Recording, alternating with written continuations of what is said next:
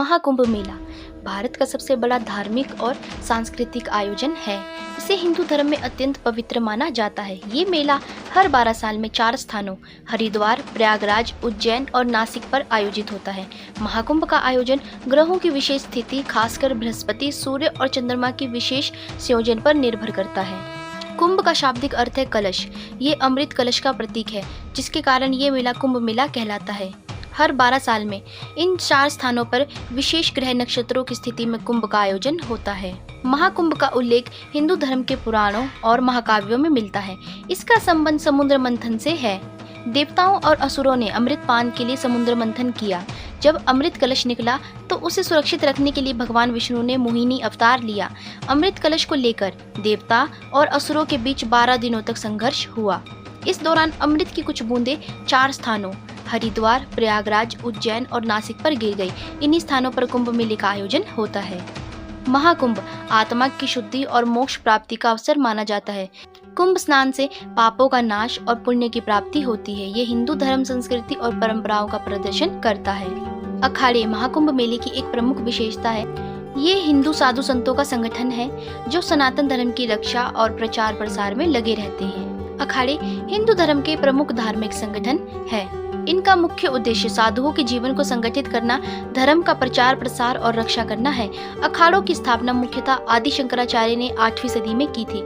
इन्होंने भारत के विभिन्न भागों में साधु संतों को एकजुट कर एक संगठित रूप दिया। आदि शंकराचार्य ने सनातन धर्म को बचाने के लिए 4 प्रमुख मठों ज्योतिर्मठ, गोवर्धन मठ, श्रृंगेरी मठ और द्वारका मठ की स्थापना की। उनके साथ ही उन्होंने विभिन्न अखाड़ों का निर्माण किया जो साधुओं को धर्म की रक्षा के लिए प्रशिक्षित करते थे। इन अखाड़ों ने धर्म पर हो रहे भारी आक्रमणों से लड़ने और हिंदू धर्म को संगठित बनाए रखने में बड़ी भूमिका निभाई। आइए अब हम इन अखाड़ों के इतिहास के बारे में जानते हैं। जूना अखाड़ा ये सबसे बड़ा और प्राचीन अखाड़ा है। इसकी स्थापना भगवान दत्तात्रेय की अनुयायियों ने की थी। ये मुख्यतः शैव परंपरा का अनुसरण करता है। निरंजनी अखाड़ा इसकी स्थापना 7वीं शताब्दी में हुई थी। ये शैव और वैदिक परंपराओं को मिलाकर काम करता है। इसके साधु ज्ञान और योग साधना में विशेषज्ञ माने जाते हैं। महानिर्वाणी अखाड़ा इसकी स्थापना 10वीं शताब्दी में हुई। ये शैव परंपरा का अनुसरण करता है और भगवान शिव को समर्पित है। इसका मुख्यालय हरिद्वार में है। अटल अखाड़ा इसका इतिहास 15वीं शताब्दी तक जाता है। ये शैव परंपरा का अनुसरण करता है और अपनी धार्मिक तपस्या के लिए प्रसिद्ध है। आवाहन अखाड़ा इसकी स्थापना 16वीं शताब्दी में हुई। ये शैव साधुओं का प्रमुख अखाड़ा है। इसका मुख्यालय वाराणसी में है।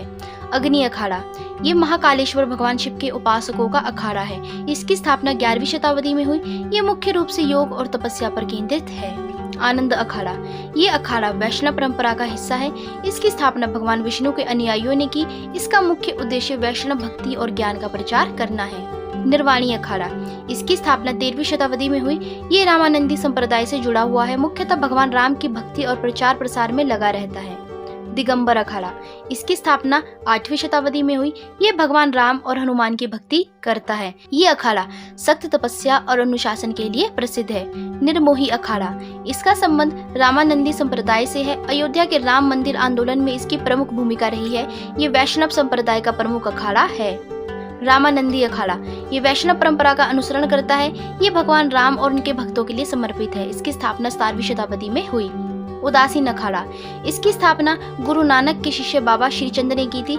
ये मुख्यतः साधना और भक्ति पर केंद्रित है। ये शैव और वैष्णव दोनों परंपराओं का समन्वय करता है। निर्मल अखाड़ा ये सिख परंपरा से जुड़ा हुआ अखाड़ा है। इसकी स्थापना 18वीं शताब्दी में हुई। इसका उद्देश्य वेद और गुरु ग्रंथ साहिब की शिक्षाओं का प्रचार करना है।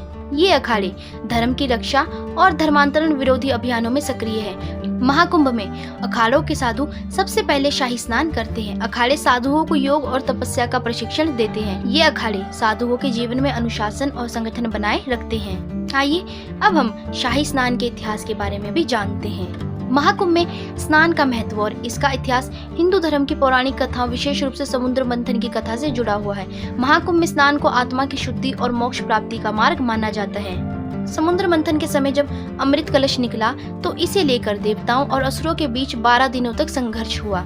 इस संघर्ष के दौरान अमृत की कुछ बूंदें हरिद्वार गंगा नदी, प्रयागराज त्रिवेणी संगम, उज्जैन क्षिप्रा नदी, नासिक गोदावरी नदी इन स्थानों पर गिरी अमृत बूंदों के कारण ये स्थान पवित्र माने गए और यहाँ स्नान करने से मोक्ष की प्राप्ति और पापों से मुक्ति का विश्वास है। वेदों और पुराणों में स्नान को आत्मा की शुद्धि का माध्यम बताया गया। महाभारत और रामायण जैसे महाकाव्यों में तीर्थ स्थान के महत्व पर चर्चा की गई है। गंगा स्नान का उल्लेख स्कंद पुराण और पद्म पुराण में मिलता है। कुंभ में स्नान करने से जन्म जन्मांतर के पापों से मुक्ति मिलती है। ये आत्मा को शुद्ध और शांतिपूर्ण बनाता है। इसे धर्म का पालन और आध्यात्मिकता की ओर एक कदम माना जाता है। महाकुंभ में स्नान का सबसे पवित्र दिन शाही स्नान का होता है। ये स्नान कुंभ मेले के दौरान सबसे पहले अखाड़ों के साधु संत करते हैं। अखाड़ों का शाही स्नान जुलूस और भव्यता के साथ होता है। महाकुंभ में स्नान के प्रमुख दिन मकर संक्रांति, पौष पूर्णिमा, माघ अमावस्या, बसंत पंचमी और महाशिवरात्रि है। शाही स्नान के बाद लाखों श्रद्धालु पवित्र नदियों में स्नान करते हैं। वे स्नान के साथ दान, पूजा और ध्यान करते हैं। कुंभ में स्नान को पुण्य और मोक्ष का सबसे बड़ा माध्यम माना गया है। ये आत्मा और शरीर को शुद्ध करता है। कुंभ के समय नदियों के पानी में औषधीय गुण बढ़ जाते हैं। गंगा, गोदावरी, शिप्रा और संगम का जल शरीर के लिए लाभदायक होता है। महाकुंभ में स्नान न केवल एक धार्मिक क्रिया है बल्कि आत्मा, समाज और प्रकृति के बीच सामंजस्य स्थापित करने का प्रतीक है। ये एकता, श्रद्धा और भारतीय संस्कृति की महान परंपराओं को जीवित रखता है।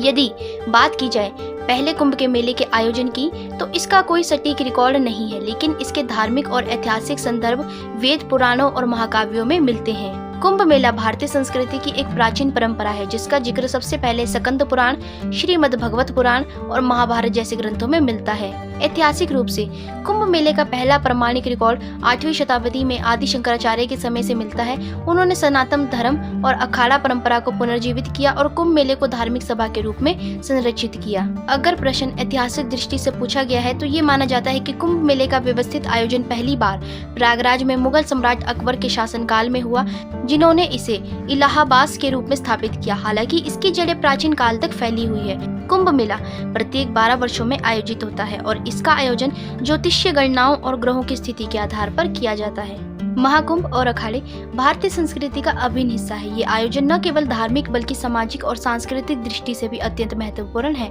महाकुंभ मेला एकता, श्रद्धा और सनातन परंपरा का प्रतीक है। अखाड़े भारतीय धर्म और संस्कृति का अभिन्न हिस्सा है। ये धर्म के प्रचार प्रसार के साथ साथ आध्यात्मिक और सामाजिक सुधार में भी महत्वपूर्ण भूमिका निभाते हैं। महाकुंभ में इनकी उपस्थिति इस आयोजन को और भी भव्य और पवित्र बनाती है। तो दोस्तों, आशा करती हूँ कि आज की वीडियो में दी गई जानकारी आपको पसंद आई होगी, और अगर आपको वीडियो पसंद आई होगी तो वीडियो को लाइक करके, चैनल को सब्सक्राइब करके बेल आइकन को प्रेस कर दीजिएगा। धन्यवाद।